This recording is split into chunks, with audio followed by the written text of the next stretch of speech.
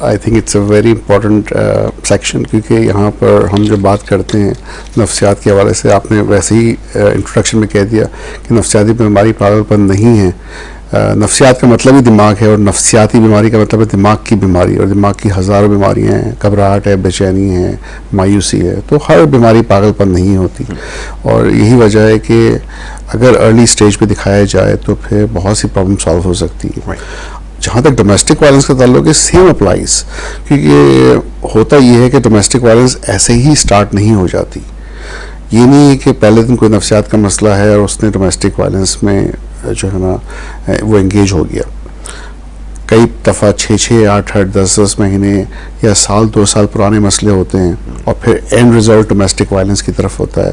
اور ایگریشن شروع اریٹیبلٹی سے ہوتا ہے، چڑچڑے پن سے ہوتا ہے،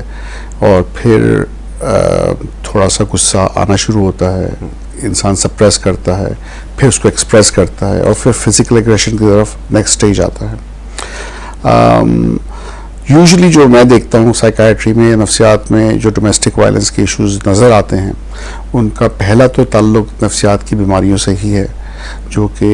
اسکیزوفرینیا ہو سکتا ہے، سائیکوزس ہو سکتا ہے، بائیپولر افیکٹو النس ہو سکتی ہیں، اور مزید نفسیاتی بیماری جس میں غصہ آ سکتا ہے. دوسرا سبسٹنس ابیوز یا الکوہل ابیوز، نشے کی پرابلمز، شراب پینا اور اس طرح کے نشہ استعمال کرنا جیسے چرس ہے، اور مزید نشے، اس میں بھی ایگریشن اور ڈومیسٹک وائلنس کا رسک بہت بڑھ جاتا ہے. پرسنالٹی ڈس آرڈرز میں بھی ایگریشن اور ڈومیسٹک وائلنس کا رسک ہو سکتا ہے، جیسے dissocial personality, anti social personality, borderline personalities and so on. تو آئی تھنک ان شارٹ، اگر ایویلیویشن کے لیے آئے پیشنٹ، اور یا تو خود یا فیملی لے کر آئے اس کو، تو یہ زیادہ مشکل نہیں ہے ایویلیویٹ کرنا کہ وجہ کیا ہے غصے کی،